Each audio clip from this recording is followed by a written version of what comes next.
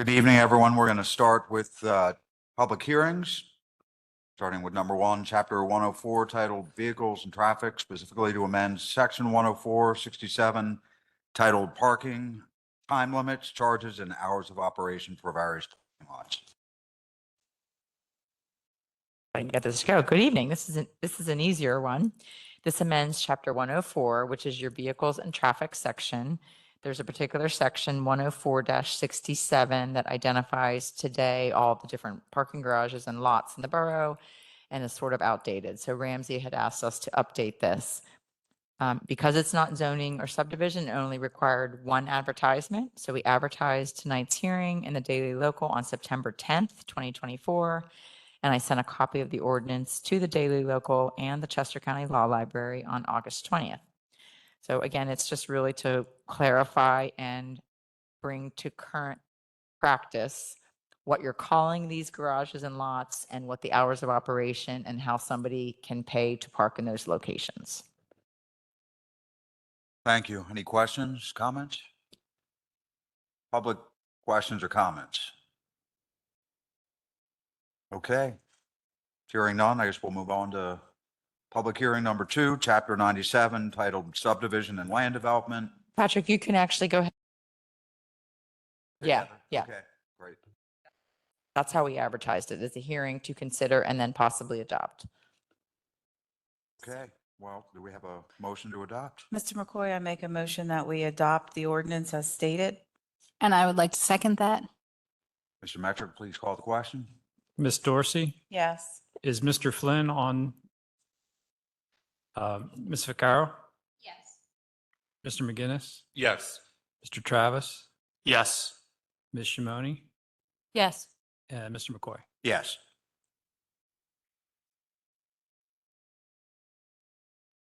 So number two.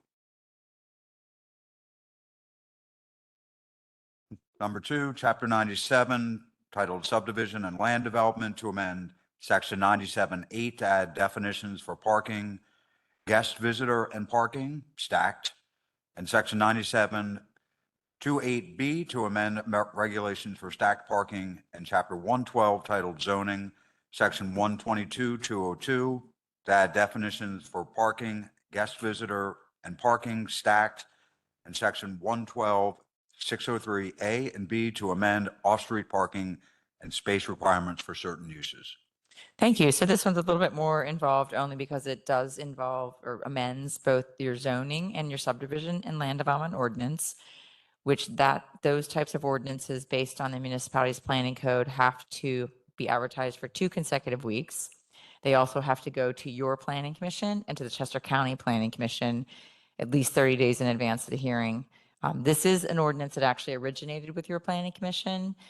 So the minutes should reflect that we did advertise tonight's hearing on September 3rd and September 10th in the Daily Local.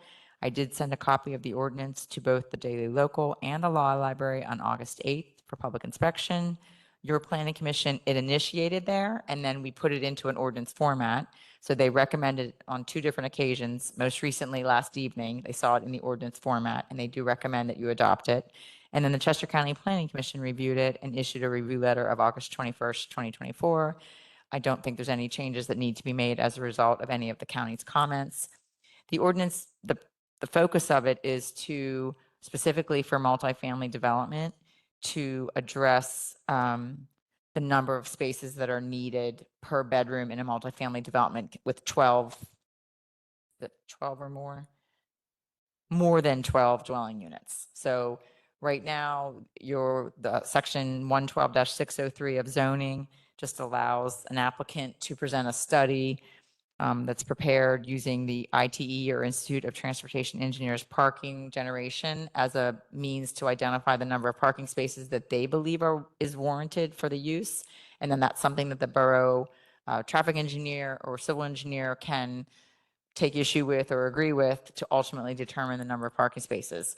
I think that the Planning Commission thought that in instances of multifamily dwellings, the larger ones with more than 12, that it really should be based on a number of bedrooms within the dwelling unit. So that's the primary reason why this started. The other conversation was guest spaces and visitor spaces and then stacked spaces. So these provisions are found both in your subdivision ordinance, which is chapter 97, and in chapter 112. So that's why you see both different codes having some amendments be made. Thank you. Any questions, comments? Any public comments or questions? Okay, would someone like to make a motion? I'd like to make a motion to pass this ordinance update. Second. Mr. Metrick, please call the question. Ms. Dorsey? Yes. Ms. Vaccaro? Yes. Mr. McGinnis? Yes. Mr. Travis? Yes. Ms. Shimoni? Yes. And Mr. McCoy? Yes. 6-0. Thank you. Okay, thank you. At this point, it is 6:35 and we will call the Borough Council meeting to order and we'll start with the Pledge of Allegiance.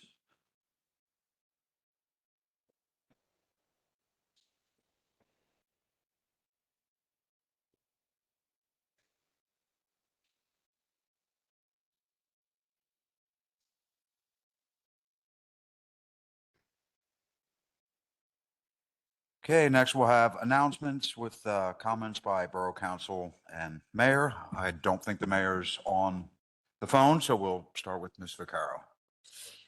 I have had a very busy September, and so I don't have anything very specific about the borough to announce tonight, other than school has started. Please be careful about around our bus stops. Our children are out there, and it's extremely important that we take extra care and that we encourage our friends, neighbors, and university students to also take care at those bus stops. Thank you. Thank you, Mr. McGinnis. Yes, I just want to again sing the praises of the members of the Finance Committee, both past and present, Barb Leonti, Borough Management, and the Pension Committee for the work they've done regarding the pension and saving taxpayer dollars at the same time increasing investment return. I think that's a good thing, and hopefully we could continue doing that. And just want to say thank you to everyone for the work, and let's keep moving forward. Thank you, Mr. Travis. Yeah, just real short.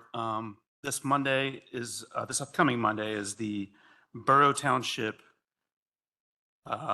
University Officials Group meeting. It's a very, very long title.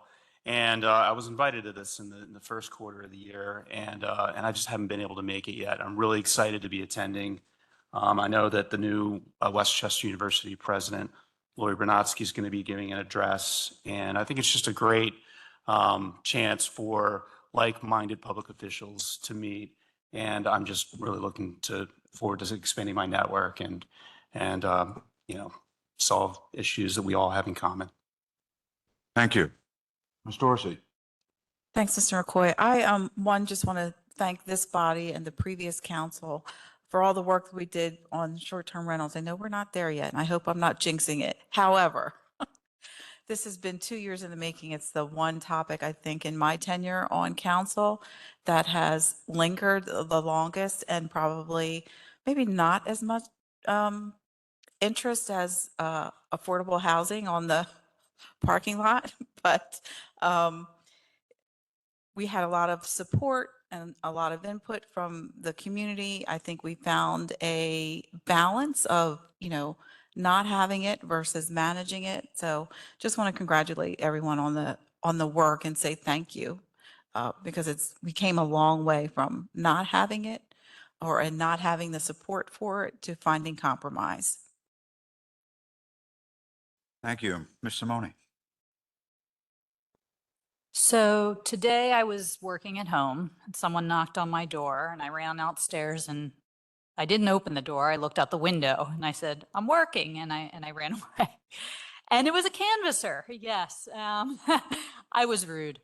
The point of that is it is, if you weren't aware, there's an election coming up in November, and not just that young man who I basically hardly looked at but ran off from, but a lot of people are out there canvassing. So no matter what political affiliation you are, be nice to these canvassers. It's a slog of a job, and I should have opened up my door and just at least said hello. And hopefully everyone, will do that, and you don't yell people off your porch or what have you. But just be nice to those that are trying to do their civic duty to support our democracy.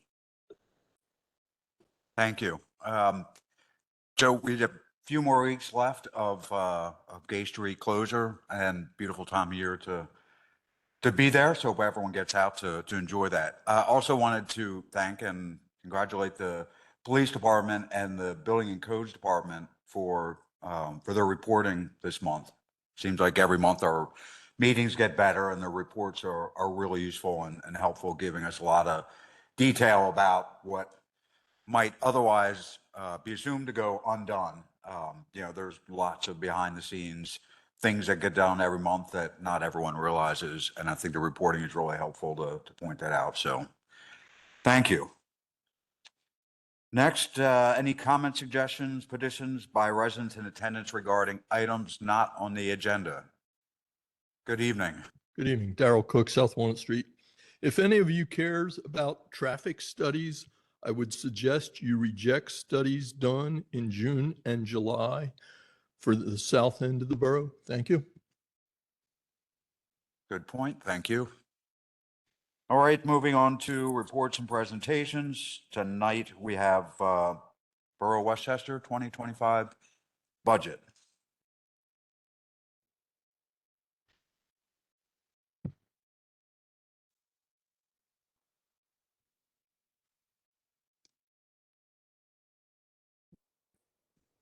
How's everybody doing? Can you hear me okay? Am I on? Okay. So tonight is a kind of a one-sided conversation because we've been working on the budget now for 6 weeks in our burrow and cave and our hole in the office on the other side of the hallway. We have been playing with numbers. We've been putting this together, and I only uploaded this yesterday. It's the most recent version of the budget presentation. So what I intend to accomplish tonight in talking to you is just give you an overview of where things stand today and where I expect things to fall out the next couple of months in anticipation of hopefully approving a budget that we can all agree on. Next month, we're going to get more into the details, and I expect this to be more of a two-way conversation, but I'm happy, of course, to answer any questions you might have tonight. So I wanted to spend a little bit of time about talking about context and history and where we're at today, how we got here the last 3-4 years, what things have changed since administrations have changed. We're going to talk a little bit about numbers and where we're at, but at a very high level. We had presentations by the department heads last week where they talked a little bit about operations in their different departments and gave you an idea. You have kind of an idea where we're going in terms of staffing. We're not doing a lot of changing, but we're doing changes kind of at the margins of our staffing, but no big changes. And then what I think are some decisions y'all are going to have to think about between now and October so we can have a conversation then. And hopefully in October, we'll be sitting in this room at the business meeting approving a preliminary budget. Now, the reason we're doing this, the reason I'm talking to you now is all of these schedules and timing are laid out in the administrative code and the home rule charter. So I have to give this presentation 90 days before the end of the year. And it's a hard time of year to tell you exactly where things are landing, to be honest with you. It's a little bit early to be talking about the budget and getting it right. I think when we get into October, we're going to get more and more in focus. And by November, we should have things pretty well straightened out. That's my hope. You all have been, most of you have been up here with me now. This is my third budget. I'm not going to review a lot of the stuff I've gone over. I'm going to touch on it real quickly. We operate a government fund accounting system. Money comes in from the outside, those arrows into those 4 round circles on my diagram, and they pay for expenses. The thing I haven't shown here is that sometimes there's transfers in between those green, blue, and yellow and red funds. But the idea is that these dollars spent from these funds have to be spent for very specific things that the funds are supposed to be dedicated to. You can't pay employee's salary out of stream protection fund, and if you did, you'd have to accrue what's called a due to and due from balance, and that money and cash would have to move from the fund that should have paid that employee over to the stream protection fund and vice versa if things like that happen. And what we've done, and something you can't see, and I want to give Barb a lot of credit, not only for getting the spreadsheets all together for the last couple of weeks, it's been quite a couple of weeks, but cleaning up our due to, due from activity and settling those balances on a regular basis, so we don't have runaway due to, due from balances between the funds. But this is a diagram for everyone's information that you can come back to, look at, and see, get a rough idea of what the major income sources are for these different funds. But I want to talk about Westchester first before I do anything else. The most popular town on Zillow, according to an article in Philadelphia Business Journal that was published in January. That means most people clicked on Westchester than anything else. Through home sales through about May of this year, we're tracking about $500,000 in median home sale price. Keep in mind, when we talk about home sales in the borough, we're only talking about a third of the properties. Only a third of properties are owner occupied. So rental units dominate the housing market in the borough, almost 2 to 1. And that growth there in the sale of those properties is noted in this data here. So I just want to say Westchester's a popular place to be, popular place to choose to live. I think one of the reasons Westchester is so popular is we have a university in our town. And there's some very real things about living in a university town that we deal with, that we've been talking a lot about the last few months. But I want to talk about some of the things that's part of our identity. The university's been here a long time, and the two of us are married, so to speak. That's the way I like to think of it. But these are 2 interesting graphs I pulled out of an economic impact study I found about Westchester. While the student population's been decreasing in the Commonwealth, enrollment at Westchester is the only campus in the PASHE system where enrollment has been increasing. So it's popular, and the state institution is investing in that. And I think it has everything to do with where it's at. It's in Westchester. It's in Chester County, suburbs of Philadelphia. I think when you compare it to some of the other campuses on that map that have all either had stagnant or declining growth over the last 10 years, I think that's the secret to our success.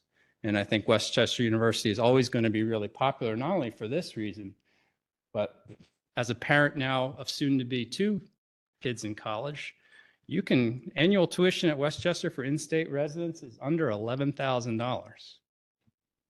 You can get a 4-year bachelor's degree for the price of a pretty decent car these days. Whereas you go to any other university and you're talking about a luxury car or a private institution, you buy a home in a lot of communities for what you spend on a private institution. So I think that's playing into the popularity of Westchester as well. And I think that's going to be enduring. I think that's always going to be here. And I think we all have to remind ourselves, I didn't put up the demographic information, but one of the most diverse populations you'll find in the borough is that the North Campus block there.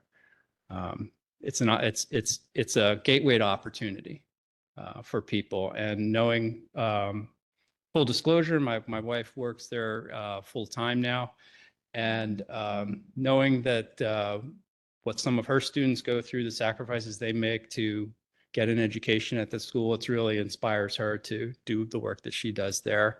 And so Westchester has an incredible amount of gravity here. And I haven't even talked, and I'm not going to talk about the Chester County government offices as well. We're the county seat for Chester County, a county of over 500,000. So we're popular, if you didn't already know it. So I just wanted to make that point. There's lots of things to celebrate. We're popular. And some of that plays out in our budgeting, not only because we have to really have a very comprehensive amount of services. When you live in a dense town like this, you really sanitation, public safety, streets, stormwater. All of this is very complicated, very expensive. We approved a very small stormwater project next to the Public Works facility that's going to do a little bit of stormwater management and that was almost north of $250,000. So I like to think of towns like Westchester as very, very high quality places. And when you have high quality places, you end up spending a lot of money. You need a lot of sophistication. You need a lot of good government services to make it happen. And what have we been doing the last 3 years? Well, we've ran a general fund surplus of over $4.1 million the last 3 years. So everyone in those seats up there deserves a lot of credit. The people that came before you as well. We had to make some tough decisions. We raised revenue to help create this. We backed off some expenses and we cleaned up administrative processes. So I want to say we've done pretty well the last 3 years in terms of our general fund balances. And this information is coming out of the audits, if you were curious. And this is coming off of some consecutive years where the general fund was losing money. So kind of to tag along what Mr. McGinnis was saying. Our capital operating reserve are dollars that can be allocated for general purposes. This council can decide what they want to do with the money. And that capital operating reserve has been growing the last 3 years at about 5% year over year because we haven't been dipping into it. It's been invested in mostly the same vehicles and those investment vehicles, and some of those interest rates have been recovering. We took a pretty hard hit from 2020 to 2021 when interest rates crashed and the Fed pumped a lot of money into the economy by reducing short-term interest rates. And that was reflected there. There's more to talk about with the capital operating reserve. I'd like to really dive into that with the finance committee in the coming months. But I just want to make this point that we're making a projected revenue a little north of $400,000 a year right now of money that's there, money that can be used however you deem appropriate. Similar good news in the parking fund. We bounced off of a losing year, and we've recorded a $1.7 million surplus over the last 3 years in the parking fund in operations. This is profit and loss statement. Wastewater fund's been a little bit of a different story. Okay. When I look at this chart, I think what's going on, right? Right? Because government's supposed to be predictable, boring, and straight lined. Did we have lots of accidents or things or repairs that had to be made in those years that our expenses really drove the drove the net profit down? What was going on in those years? I haven't investigated all of that. But what I do know is that 7 out of the 9 years between 2012 and 2020 were losing years in the wastewater fund. In fact, 6 out of those 8 years, the borough transferred more money out of its wastewater fund to the general fund than the wastewater fund made. So when you netted out revenue and expenses, the borough transferred more money out of the sewer fund to the general fund than that difference. So if you all don't have to be business majors, like if you do that 6 out of 8 years, what's going to happen? Eventually the bathtub will dry up, right? There won't be any money left in there. But I'm really happy that we've turned this around. And again, another good story here. We have a $2.3 million aggregate surplus over the last 3 years of operations. Sean, I do have a question regarding the parking fund and that sewer fund. Sure. Are those funds invested in higher yielding money markets to gain additional yield? If not, would that be something we would want to consider moving forward? I'll tell you what we are doing. About anywhere from the ratio of 2 to 1 or 3 to 1, we're keeping money parked in a Pliget money market account that today is earning around 5.1%. And it sits there, and as we need money, we can get that money in 24 hours, and it goes into our operating accounts to pay whatever expenses we have. And we're managing that sort of. That's the alchemy that Barb's in charge of, to keep enough money in those high yielding money markets accounts, but they're highly liquid. We can get money out in 24 hours. So they are. Yeah. Okay, great, perfect. Thank you.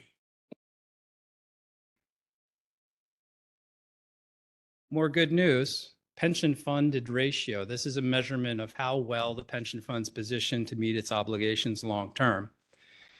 If you had a pension funded ratio that was a little bit north of 115%, you probably would be covering all of your expenses from for current and future obligations through payroll withholdings and interest and dividend earning in the fund. So in other words, we wouldn't be making hardly any MMO payments if we had that funding, if that funded ratio got to that number that I just mentioned, around 115 or so. So if you look at the trend on this chart, where are we headed?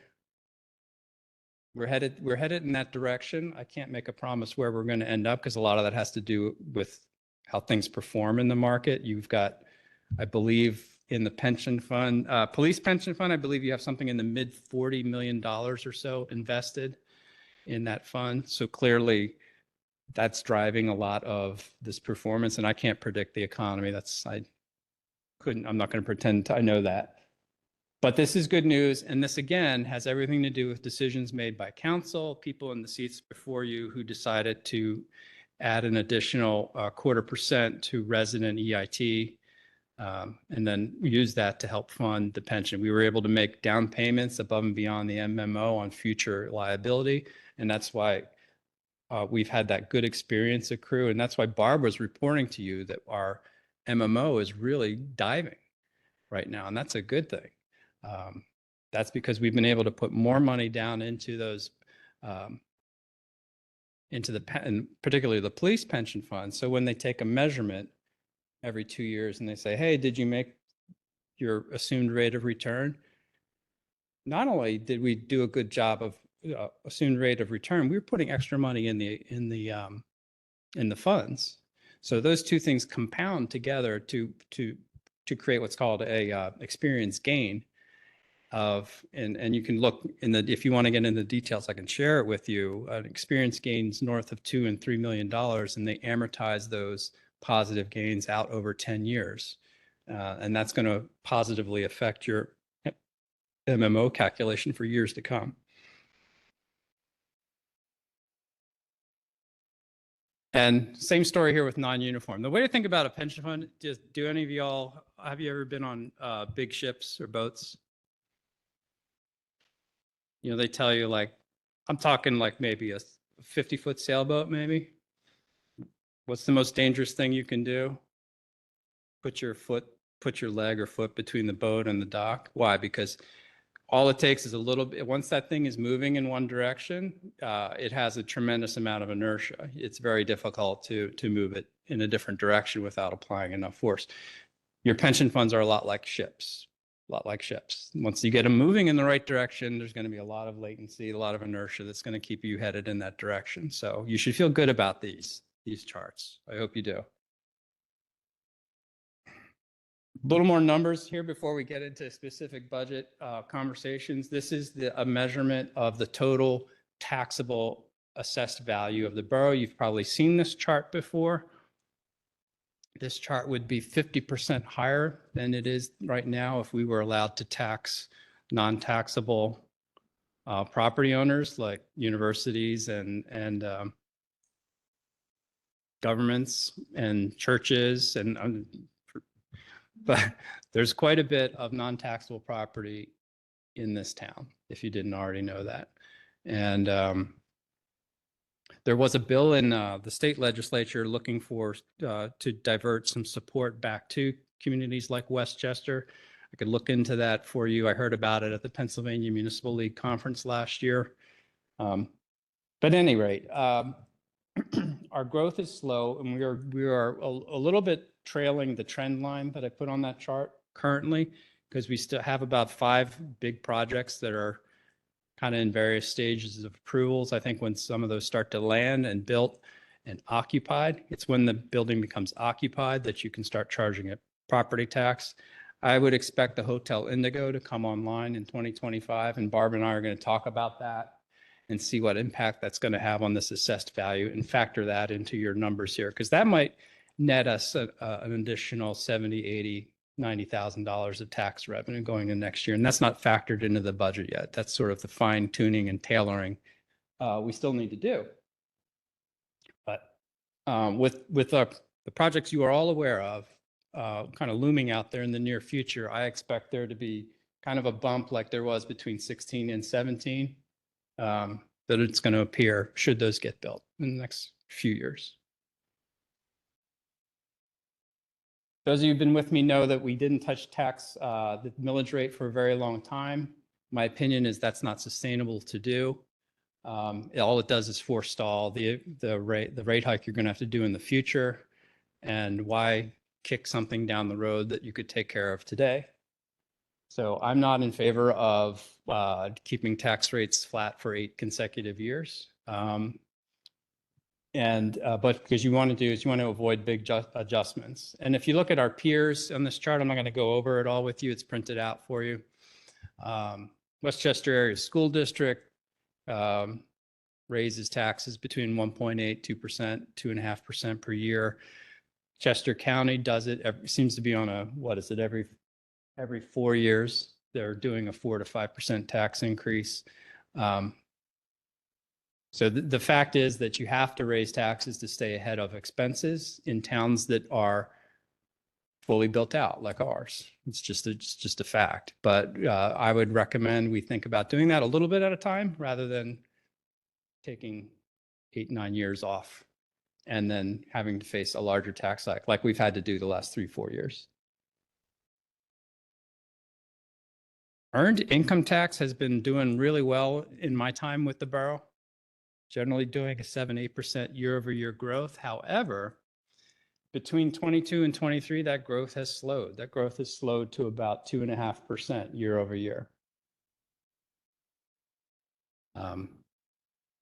So we've made a prediction that we understand that. I think our budget number is lagging, has lagged the last few years about what we've actually collected.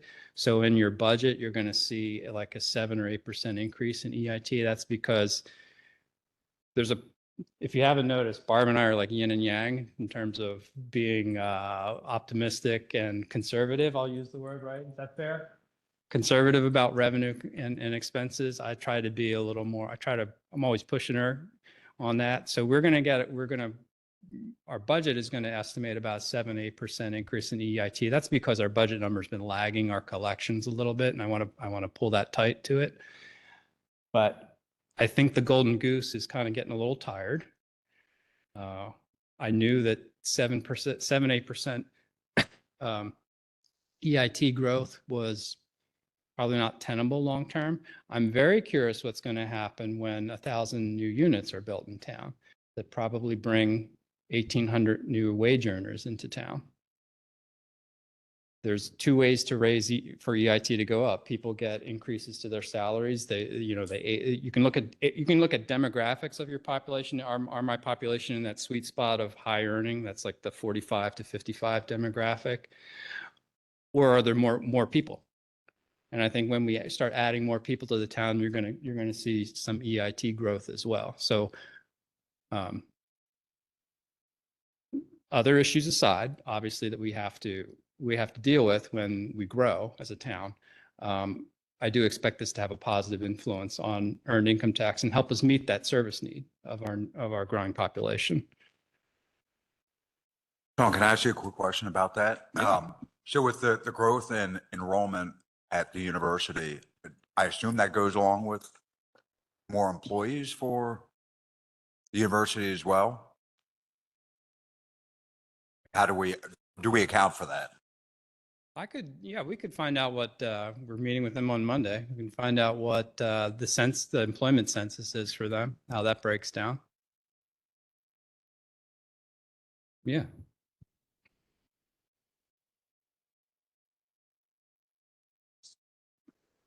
Sure.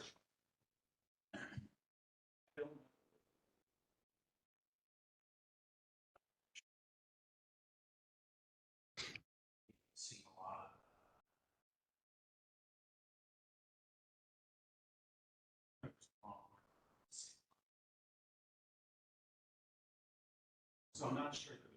I'm not surprised by that. Okay. Okay.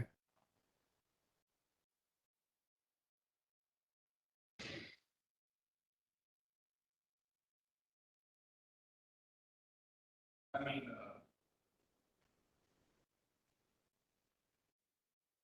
they would pay. These.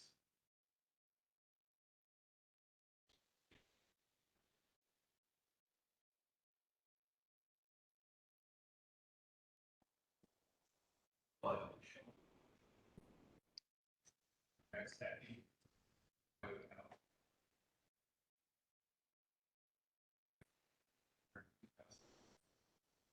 that would be good.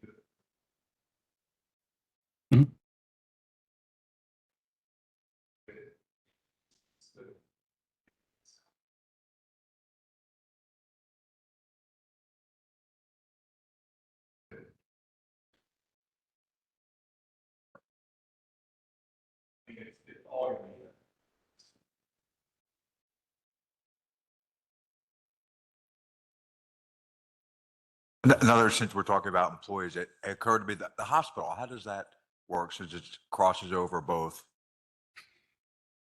municipalities? That's a great question. I don't know.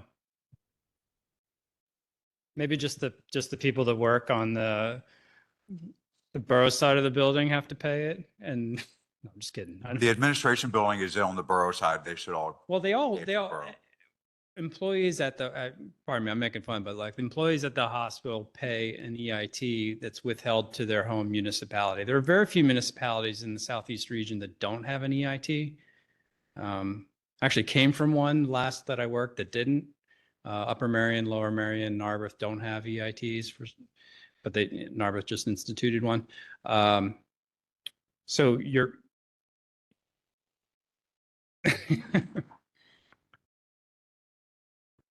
Yeah, that's better.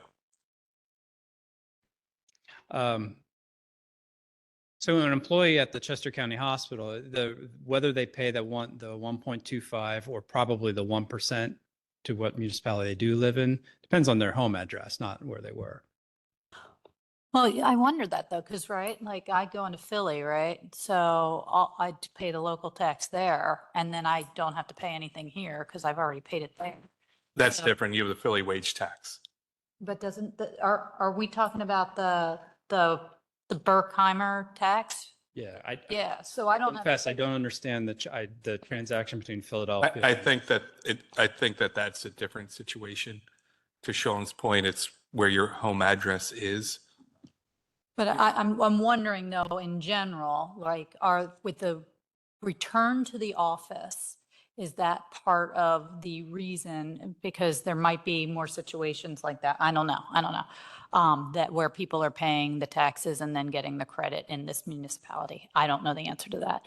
I also want us, when we're throwing around the number of 1,000 or this, that, just remember, despite what will be our best efforts, like High Street, already people at the university are getting big-eyed on how, that could turn into a little bit of a student housing situation, right? So that might not be all employees and people working. It might be onesies and a lot of rooms where there's students, even though it's not student housing. And because we know Westchester University has a housing shortage, and parents will do what they can, especially if they're in state and it's only $11,000, they can afford to pay I'm going to start $3,000. calling one-bedroom living units with students onesies, if you don't mind. That's great. Okay, yes, one thing. Sure. Yeah. I did throw some inflation data here on for your enjoyment, but I won't go over that. This is probably the slide you care most about. Where are we right now? Well, where we're at right now is typical this time of year. It has been each of my 3 budgets I've done. We've got the highway aid, stream protection, fire fund, and all other funds in balance right now. No changes to fees, no expenses. They're doing what they should do. We have 3 funds that are out of balance right now. It's the same 3 funds every year. I would think. General fund, sewer fund, parking fund. The good news is the parking fund is out of balance to the positive. So that's a good problem to have. We're about $200,000 to the positive, which is about 4% to the positive. Sewer fund is about 3.5% to the negative, and general fund is about 3% to the negative right now at around 635,000. Depending on how much you trust about what I'm about to say, I feel very confident that bridging this gap is within our reach this year without having to resort to a change in the millage rate. Having looked at the numbers and knowing what decisions we can still do, what refinements we can still do, unless there is some big coming from you all next month or the month after that, some big expense that you want to entertain, or big changes between now and the end of the year. I feel pretty confident that that's a gap that we can bridge, provided we consider some of the recommendations or issues that I bring up in my last slide in this presentation. Sean, with the general fund, what is the headwind as far as like why we're out of balance? Could that be like a culmination of things? Or?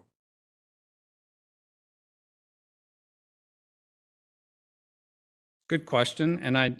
What I'll do is I'll talk about general fund and then I'll go back to the sewer fund because I just went through the sewer fund here. So tailwinds, a real significant, I've just put the big numbers here. So significant drop in MMO expense, an increase in the budget amount for earned income tax, an increase into transfers in from others funds. Headwinds on general fund expenditures are increases in personnel costs, which are highlighted by department in the blue shade. The last dollars of we had about $800,000 or so of American Rescue Plan Act dollars going to capital projects in last year's budget. That's going down to 260. That well's dry. It's done. That's headwinds. And operating expense not dedicated to personnel is increasing $326,000 right now. And to be totally honest and transparent with everybody on council and everybody listening, everything to this point in our directors level conversations has been yes, yes, absolutely, yes, sure. What do you want? Yes, yes. So it's been kind of like a Halloween, it's kind of going door to door on Halloween. It's not always going to be yes, but we say yes to start off with and we see where we land and then we start trimming and fitting to make it work. Does that help with your question? It does. Thank you. So personnel is entire staff, police. Personnel is every personnel related expense, wages, Social Security, Medicare, health benefits, workers' comp insurance. And I might be forgetting a minor one or two minor things in there as well. So the way we've organized that budget, when you look at your departments, you'll see revenue up top, then you'll see personnel expenses, and there should be a bottom line subtotal for personnel expenses. And then you'll see operating expenses, and that's dollars spent on, like in the police department, that would be service contracts, the money they spend for their records management system. It's the example of an operating expense. Ammunition is an operating expense.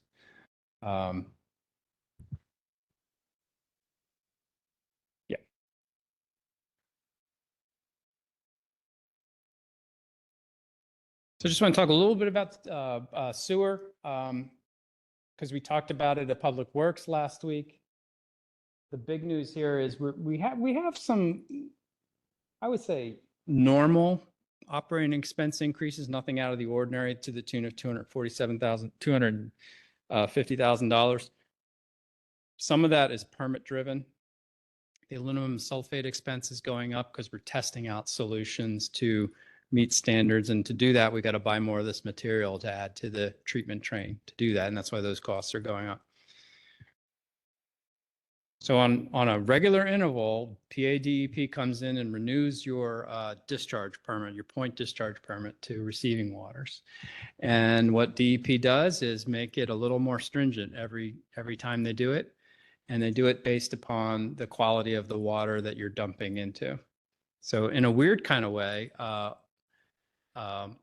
wastewater treatment plants that dump into like a really impacted water stream like the Wissahickon, close to its confluence with the Schuylkill, for instance. There's times a year where the entire flow in that point in the Wissahickon is effluent. They don't have to meet quite as strict standards as we do when we discharge, when the borough does, when we have to discharge to Taylor Run, because that goes into Brandywine. That's a higher quality water that we're discharging to. So part of this is driven by the receiving waters, and part of it's just driven by DEP wanting to make standards more strict. This is a lot of money. $12 million over a 5-year period. We typically spend about $6 million over a 5-year period on capital expense in the wastewater fund. So just think about that. That's like almost whatever, someone can do the math quicker than me, 200% increase. So in order to meet that, should that come to fruition, we would suggest borrowing to meet that. None of those expenses are going to hit next year. And that capital expense is factored into your budget in terms of a future borrowing that we would do probably 18 months down the road if this comes to pass, that we have to meet the stricter standard. I'm just telling you all this, that the race is just getting going, the discussion is just getting going with DEP, and whether this hits or whether it hits at this size and level, we don't know yet, but we have this looming out there. Sean, do we have the ability to float bonds to cover some of these projects? Whether we use a bond or note, I think what we should do, what we do with this particular project is go through Penvest. And I think what Penvest does, it does package the things together with other municipal entities. And then, yes, it does sell those bonds in bigger numbers on the market. Does that make sense?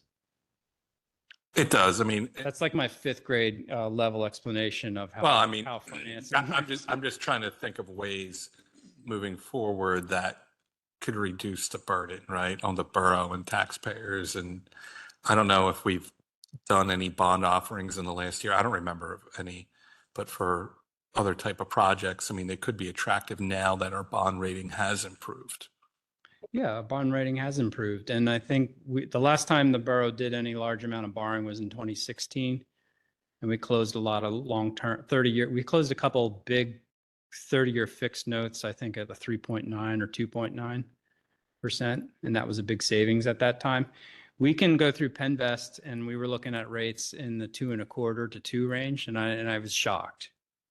Who is borrowing money at 2.25 right now? So I really don't know how that all works, but I was very excited by that. Now, of course, investors in municipal debt don't pay taxes on that income that they earn. So maybe that's part of the reason. But they were very attractive rates. And in our assumption of adding $650,000 to annual CapEx expense, we used some of those rates that we saw in Penvest to do that. I say that all to say something's coming. We don't know how big it is yet. It might be very big, and you're not going to know more about it until next year's budget. What have we done with sewer rates? Not much for a very long time, which probably contributed to the effects I told you about in 5 minutes ago or so when we were talking about how the sewer fund had performed. It's only in 2021, 2, and 24. The reason we didn't raise sewer rates in 2023 is we had banked a lot of ARPA dollars, and we were funneling that into capital projects. And so we didn't have to go to the users of the system to ask for more money. We were getting that from the federal government. But I think we should be thinking, I do think we're going to be thinking about a slow incremental increases to sewer rates long term. And why do I think this? Because when you compare us to what other people are paying for sewer, we're doing pretty good. Now, part of the reason we're doing pretty good is we're a dense town, right? Like, how far away is your neighbor? Probably not more than 50 or 60 feet, right? So your pipe runs are shorter. The sewer mains get to the plant with fewer investment to get there. The conveyance system doesn't have to be as long. I'm on a public system where I live, and the pipe has to go 400 feet before it gets off of my property. That's ridiculous. That's not efficient at all, and I pay a lot more for sewer because of that. But I think I just want to give some perspective with this chart, and I did pull this out of some of the work that was referenced back in the Public Works meeting that we had. So we talked about this one. I'll keep going, and then we're going to talk about capital fund. One thing I've asked Barb, and what we're going to do together as a team is kind of reconfigure the way we budget and expense capital project expenses. We're going to put this money into a capital fund, and there'll be different sources of money. That's a general fund annual transfer. I'm going to advocate that you think about a capital operating reserve transfer to the capital fund.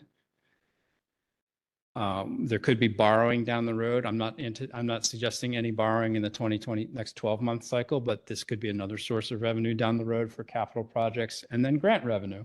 And then you expense your capital project expenses out of this capital fund. Sean, sorry, I keep asking all these questions. No problem. I apologize. Capital projects moving forward, and speaking of the sewer, right, we're going to have that connection between High Street, 410 South High Street, and the old Rubensteins. Yeah. When do we anticipate that sewer project? What's the depth scope of that moving forward? Because from my understanding, that would have to take place probably first before these buildings get built? Yes. Or, right. Yes, Okay. you're right. There are two projects in various stages of approval, 410 South High, 250 East Market, that should they get should they get final plan approval, and you'll see 250 East Market soon for final plan approval, and the applicant chooses to initiate the project, they have to pay a sewer tap-in fee. And I believe the number is, don't quote me on this, about 500,000 for 250 East Market, and I believe a similar amount of money. Sorry, I don't know off the top of my head. I should know, but I don't. We also have a grant application with local share account. Unfortunately, we thought we were going to hear yesterday. They met. They didn't put it on their agenda, so we got to wait till October, November to find out if our project got awarded. But I did get a message from Carolyn Committa's office asking us, "Are you still interested in that project?" And I gave them a good paragraph or so as to why it was important for environmental and economic development reasons. And then we have a commitment from our own sewer fund capital resources to help pay for this project. What we need to have happen is one or the other project or grant to materialize. And if it's Rubenstein's or Burger King, and we get the sewer tap-in fee, we can build the improvement quicker than they can build the apartments. So we have it all teed up, ready to go. We can design it, bid it, build it, finish it before anyone occupies either one of those buildings. I'm confident we can do that. So that's the basic plan. We're just sort of sitting and waiting, because as things stand now, we don't have to make that improvement right now. The sewer system works. It surcharges in certain places during rain events right now, which is not something it really should be doing, but it works. So in order to convey the extra flows from either one of those developments, we're going to need to do at least phase one of that project. So we've got that factored in and figured out. We figure we can build it in about 10 or 11 months. We think that the buildings are going to take about 16 to 18 months. So it gives us about 5 to 6 months of play. Although I'm not going to play as soon as I see that check. And this is I won't go over this, but this is the debt payments we have to make. Only point here is you are in debt for a really long time, because the big notes don't mature until 2045. And I will be 74 years old then. All right. I wanted to, in the vein of saying, of appreciating where we're at, and we're almost at the point where we're going to talk about issues and just remind everyone of the schedule. I just have a couple of slides to talk about grants. I'm really proud of our engineers, of our finance team, of the sustainability director, the director of public works, the wastewater director, the director of rec, Dana, everyone who has contributed, and Ramsey, everyone who's contributed to making this administrative process work the way it's been working the last 2 years. We got awarded 13 out of 16 grants. I don't, that's just crazy in a good way. We have 10 pending applications of more than $4 million in the works. And the total awarded since when we got our first award to now is $3.6 million. And that's over a, roughly 26-month period. Our capacity right now is determined by our capital program and our ability to submit these applications. I look at it about 9 to 12 applications a year. And we have just been doing really good on the bacon. And this spreadsheet shows you what I'm talking about. 81% of our applications have been awarded, and about 32, presently, if we were to get no more awards, about 32% of your capital program is being funded by free money. So I just want to say thanks to everybody who's helped make this happen. Thanks for your support. I think this is good. This is good for the borough. It's good for everybody. I don't know if we're going to do as well going forward, because some of this money was Rescue Plan Act dollars, and that this is the final year that those dollars can be allocated, and they have to be spent before 26. And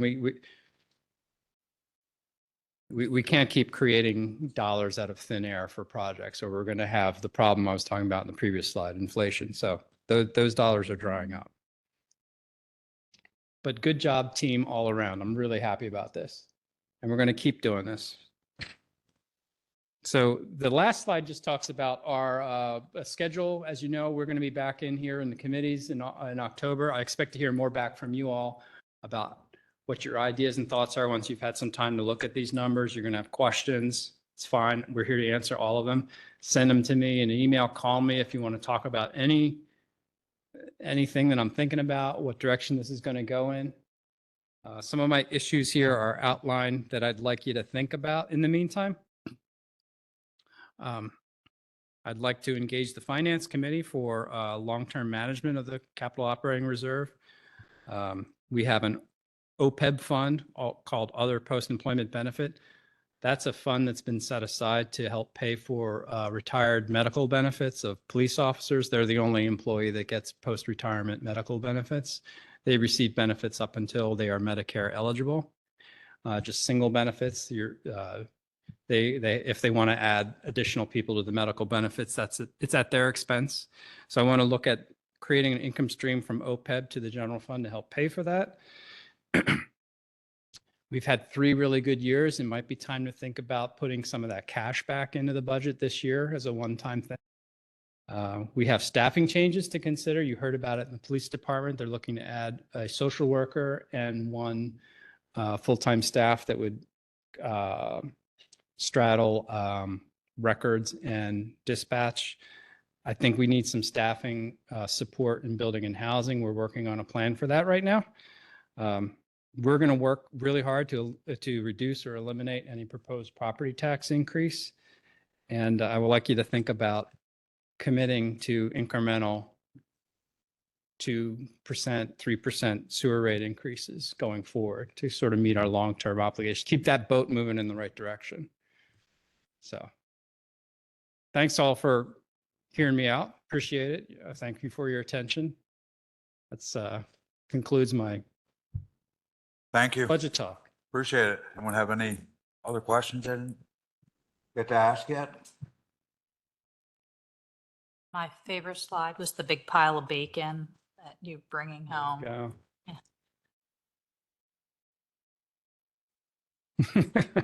Thank you. You're welcome. Okay, moving on to old business. Motion to approve the September 18, 2024 consent agenda attached. Mr. McCoy, I make a motion to approve the consent agenda as presented. And I will second that. Mr. Metrick, call the question.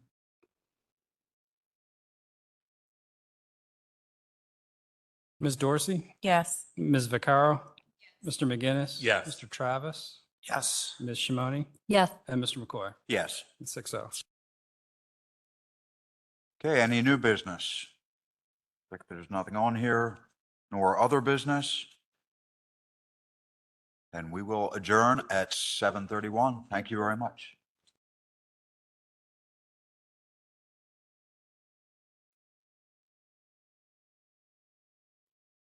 That was under the old business.